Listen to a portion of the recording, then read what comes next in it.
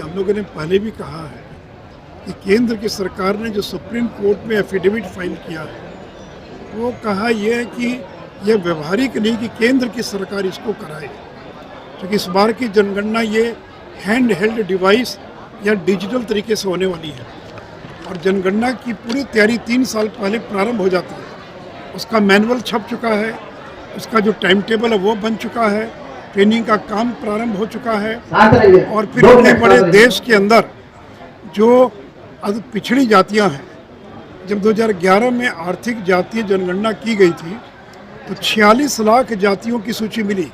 46 लाख, जबकि इस देश में मुश्किल से 7-8 हज़ार जातियाँ होंगी।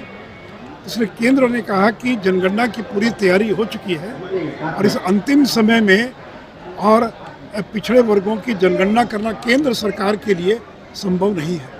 हाँ, लेकिन अगर कोई राज्य कराना चाहे तो करा सकता है, जैसे तेलंगाना ने कराया है। कर्नाटक में जब सिद्धारमैया की सरकार थी उन्होंने कराया सर्वेक्षण।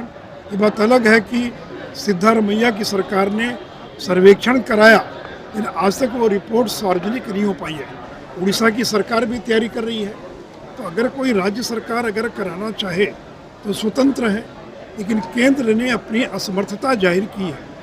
और जो राजद के लोग कहते हैं कि एक कॉलम जोड़ देना है, ये केवल एक कॉलम जोड़ने का सवाल नहीं है, ये केवल एक कॉलम जोड़ने से नहीं होगा, क्योंकि ये डिजिटल तरीके से गणना की जाने वाली है। और जैसे अनुसूचित जाति जनजाति की गणना इसलिए होती है कि लोकसभा और विधानसभाओं में जो उनको आरक्षण मिला हुआ है वो आबादी के अनुपात में, इसलिए उनका गणना करना आवश्यक है।